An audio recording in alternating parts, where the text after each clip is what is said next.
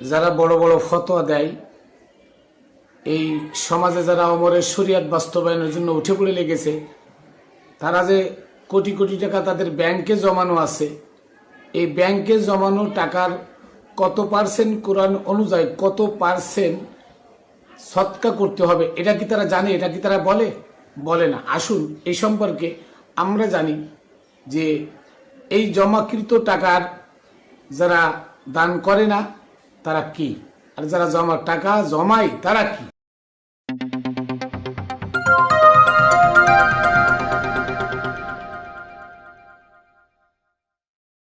বিসমিল্লাহির রহমানির রহিম। আসসালাতু ওয়াসসালামু আলা সাইয়্যিদিল মুরসালিন ওয়া আলিহি আজমাইন। প্রিয় তরিকার বন্ধুরা, দেশে দূরে যারা যেখানে আছেন, Khatune Jannat TV YouTube channel, Facebook page রামবেলের পক্ষ থেকে আমি মাইনুল কবির সকলকে জানাই শুভেচ্ছা অভিনন্দন। সর্বপ্রথম আমি আমার সালাম ও কদম বুসি পাক পাঞ্জাতনের পাক দরবারে আমার মুর্শিদ মানিক চান শাহ মাদ্দাজিল্লুল আলিয়া আমার দয়ালের পাক চরণে। আজকে আমি কথা বলবো এই সমাজে বড় বড় ধর্মের বলি যারা শোনায়, বড় বড় খতিব, মুফাসসির, মুহাদ্দিস, জাকিরিন, আশিকিন, বড় বড় পীর সাহেবরা কোটি কোটি টাকা ব্যাংকে আছে, কোটি কোটি টাকা, শত শত কোটি টাকা ব্যাংকে আছে। আসলে তারা কোরআন সম্মত ভাবে টাকাটা জমা করছে কিনা, এই টাকা যারা জমা করে আল্লাহ তাদেরকে কি বলছেন এই সম্পর্কে আসুন আমরা জানি। যে দেখেন, আল্লাহ কোরআনে বলছেন যে হুমাজার ভিতরে আর কি ওয়াল মানে ওয়াইলুল্লিকুল্লি হুমাজাতিল লুমাজা, ওয়াইলুল্লিকুল্লি হুমাজাতিল লুমাজা, ওই সমস্ত মানুষ ধ্বংস হবে যারা পর নিন্দা করে, পর নিন্দায় ব্যস্ত এবং গীবাত করে, পর নিন্দা করে এবং গীবাত করে। যেমন আমাদের ডক্টর ইউনূস ক্ষমতায়, এই ইউনূস সম্পর্কে, ইউনূসের পিছনে কি করেছিল, যারা মনে করেন সুদখোর, ইন্টারন্যাশনাল সুদখোর বলে গালি দিয়েছিল, এরকম আরো বড় বড় কোটিপতি যারা টাকা জমা করে তাদের পিছনে সুদখোর, ঘুষখোর বলে তাদেরকে গালি দেয়, অথচ তারা ওয়াজ করে, এক একটা ওয়াজ করে 2.5 লাখ 3 লাখ টাকা নেয়, হেলিকপ্টারে করে যায়, তারা গিয়ে নিজেদের সম্পদ জমা করে।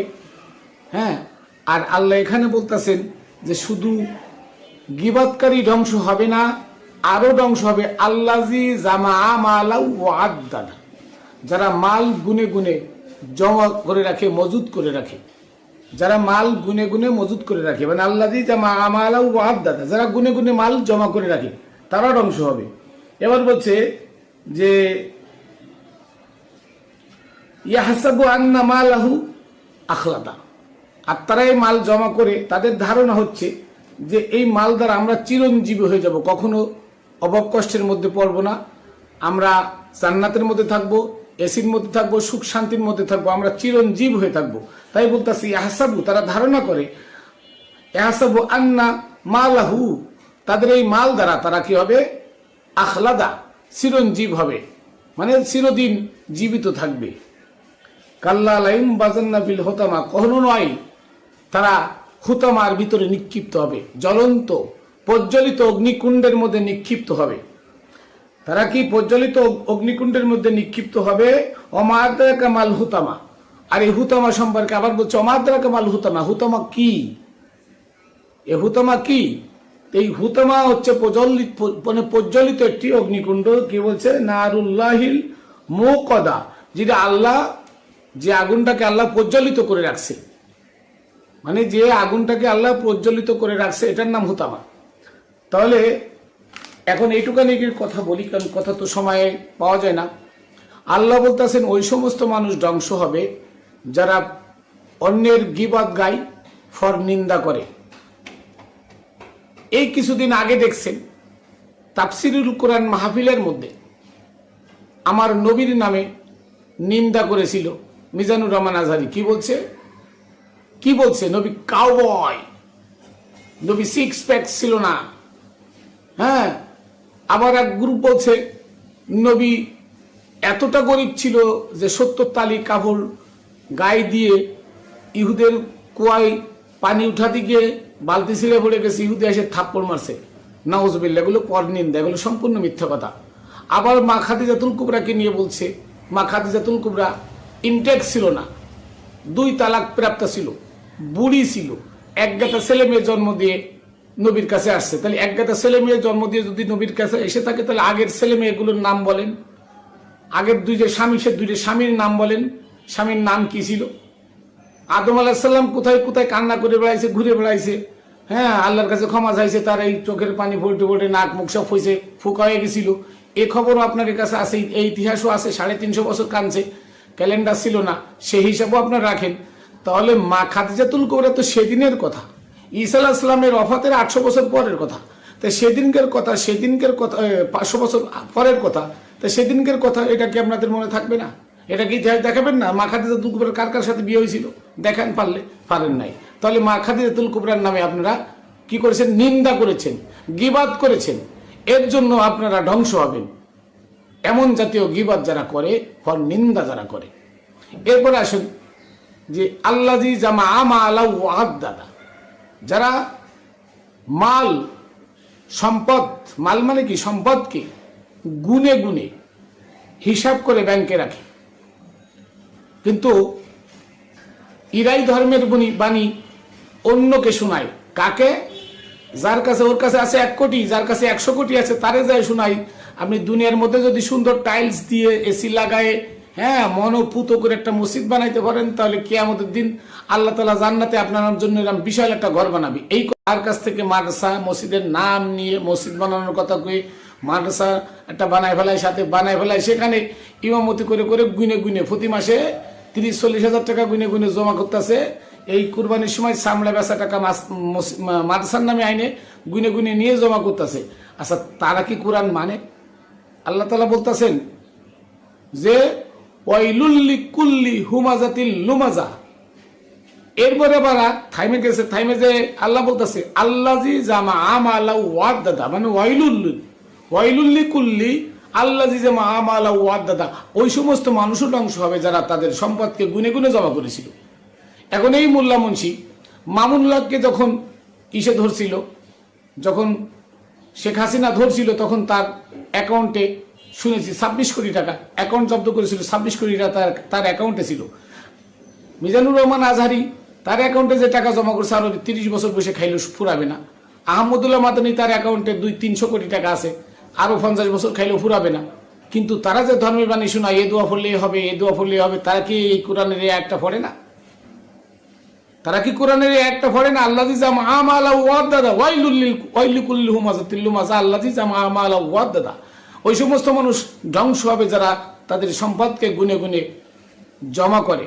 এদের ব্যাংকে যে টাকা জমা করছে, আল্লাহ বলছে সদকা, সূরা তাওবার 60 নম্বর আয়াত, সূরা বনী ইসরাঈলের 26 নম্বর আয়াত, সূরা বাকারার 177 নম্বর আয়াত, আল্লাহ বলছে সদকা দিতে। সদকা, এই সদকা হলো খুমুস, 1/5 খুমুস বলা হয় 1/5। আপনার প্রয়োজনের তুলনায় বেঁচে যাওয়ার টাকা, সম্পদ, টাকা না শুধু সম্পদ, আপনার সংসারের খরচ খরচা বাদ দিয়ে মাসের মাথায় যে টাকাটা বেঁচে যায়, ওই টাকার উপরে 1/5 খুমুস বলা হয়। 1/5 ওরা বানাইছে শতকরা 2.5 টাকা জাকাত। জাকাত এক শব্দ আর সদকা এক শব্দ। সদকা হচ্ছে দান করা, আর জাকাত হচ্ছে মোহ ত্যাগ করা। সদকা হচ্ছে তার খেয়ে, সদকা দিয়ে খেয়ে বেঁচে থাকে, আর জাকাত হচ্ছে সে না খেয়ে থাকে, মোহ ত্যাগ করে, দুনিয়া ত্যাগ করে, খাওয়া দাওয়া এগুলোর হিসাব নাই। সম্পদের তো দূরের কথা, সম্পদ তো দূরের কথা, তার থাকার জায়গা থাকে না। জাকাত শব্দের অর্থ হলো মোহ ত্যাগ, দুনিয়া ত্যাগ করা। আর সদকা হচ্ছে দান করা। তা সদকা দান করতে হবে। জমাকৃত যে টাকা আপনার খাইয়ে দেয়, আপনার অতিরিক্ত যে টাকা থাকে, ওই টাকার 1/5 খুমুস, 1/5। এই খুমুসকে ওমর এসে মানুষকে তার দলে নেওয়ার জন্য, সম্পদশালীদেরকে তার দলে নেওয়ার জন্য, ওমরের আমল থেকে এই জাকাত নামে এই অন্যায় প্রথা চালু হয়। কি? যে তোমরা শতকরা 2.5 টাকা দিও, যেখানে দেওয়ার কথা 20 টাকা, সেখানে 2.5 টাকা দিও। তোমরা 17.5 টাকা কি করবে? তোমরা খাবে। তার মানে ধনী আরো সম্পদশালী হোক, আর গরিব আরো না খেয়ে মরুক। যদি আজকে কোটি কোটি টাকা যারা জমায়, তারা যদি 1/5 সদকা দেওয়ার প্রথায় কোরআনের এই আয়াতটা তারা জানতো, তাহলে আজকে তারা সম্পদ জমা করতো না। তারা সম্পদকে কাজে লাগায় 200 কোটি টাকা ব্যাংকে পড়ে আছে, 200 কোটি টাকা দেশে মিল ফ্যাক্টরি করে আরো 100 জন 150 লোকের কর্মসংস্থান দিত। তাহলে গরিব গরিব থাকতো না, ধনীর টাকা আরো বাড়তো, তবে সেটা হালাল উপায়। আজকে মোল্লা মুন্সিরা সেই ফতোয়া দেয় না। কেন দিই না? কারণ তাদের অ্যাকাউন্টে টাকা আছে, এই ফতোয়া দিলে তাদেরও টাকা দিতে হবে। তাই তারা ওমরের শরিয়াতকে প্রাধান্য দেয়। জাকাত নামের অন্যায্য কথাকে, মিথ্যা কথাকে তারা সমাজে প্রতিবাদ না করে এইটাকে প্রচার করে সৎকাটাকে ধামাচাপা দিয়ে। সৎকা কি? সৎকা হলো খুমুস। আপনার খাইয়ে দেয় যে টাকা থাকবে তার 1/5, তার মানে খুমুস, 5 ভাগের 1 ভাগকে বলা হয় খুমুস। এই খুমুস আপনার নিকট আত্মীয়, এতিম, মিসকিন, গরিব, অসহায়, গোলাম, তারপরে জেল মুক্তি পাচ্ছে না, এমন সব মানুষকে দান করা। আজকে তাদের হক আপনি গুনে গুনে ব্যাংকে জমা রাখলেন। আপনি বড় মৌলানা, মুফতি, মুহাদ্দিস হয়ে তাদের টাকা গুনে গুনে জমা রাখলেন, দামি গাড়িতে চলতেছেন। আজকে 3-4 কোটি টাকা দামের একটা গাড়িতে চলে দেখেন। মিজানুর রহমান আজরি 3-4 কোটি টাকা দামের একটা গাড়িতে চলে। অথচ এত টাকার গাড়িতে চলে তুমি 10 লাখ টাকা দিয়ে একটা গাড়ি কিনে চলে, বাড়ির বাকি টাকাগুলোর মধ্যে গরিবের হক আছে, হকটা তুমি গরিবকে দিয়ে দাও। তুমি জান্নাতের টিকিট বিক্রি করো। তুমি গুনে গুনে মাল সম্পদ তুমি ব্যাংকে জমাও, আর তুমি জান্নাতের টিকিট তুমি বিক্রয় করো। তুমি গরিবের সাথে হাত মিলাও না। একটা ভিডিওতে দেখলাম একটা বাচ্চা তাকে সালাম দিয়ে হাত বাড়াই দিছে, সে হাত মিলালো না অহংকারের দাপটে। আর তুমি জান্নাতের টিকিট বিক্রি করো। এটা বলে জান্নাত, ওটা বলে এত সব, ওটা বলে এত সব। তোমাকে এই তাবিজ বেচে খাইতে হবে, তাবিজ বেচে খাইতে হবে। চোখ বুঝে দেখো তোমার তার মালে তোমাকে কিভাবে ধরে। এটা ওমরের শরিয়াত। আর এই ওমরের শরিয়াতকে ত্যাগ করলে, কোরআন আঁকড়ে ধরলে ওমরের শরিয়াত ত্যাগ করতে হবে। তাই তারা হাদিস গলতকরণ করে শতকরা 2.5 টাকা দিয়ে 17.5 টাকা আরো তার মালের সাথে জমায়ে গুনে গুনে রেখে দিছে। এবং এই মোল্লা মুন্সিরা কেউ জাকাত দেয় না। আপনারা যাই দেখেন, আমার কথা মিথ্যারা। এই যে যত বড় বড় এই সমাজে যত বড় বড় নামি দামি মোল্লারা আছে, দামি দামি গাড়িতে চলে, কই পায় টাকা? বাংলাদেশে তাবলিগ জামাতের জামির সাদ আর জুবায়ের, এই জুবায়ের যে আছে বাংলাদেশের জুবায়েরের অ্যাকাউন্ট তলব করে দেখেন, জুবায়েরের অ্যাকাউন্টে কোটি কোটি টাকা। কই? সে ইসলামের ফেরিওয়ালা, ইসলাম প্রচার করে বেড়ায়, তার ব্যাংকে কোটি কোটি টাকা। সে জাকাত দেয়? জাকাত দিবে কেন? সে আরো নেয়, সে দেয় না। এই মাল যারা জমা করে রাখে, আল্লাহ বলছে তারা ধ্বংসপ্রাপ্ত, তারা ধ্বংস হবে। কেন? তাদের এই মাল জমা করার কারণে গরিবের হক নষ্ট করেছে। তারা ফতোয়া দেয় আর অন্যজনকে জাকাত দেওয়ার জন্য, নিজেরা জাকাত দেয় না।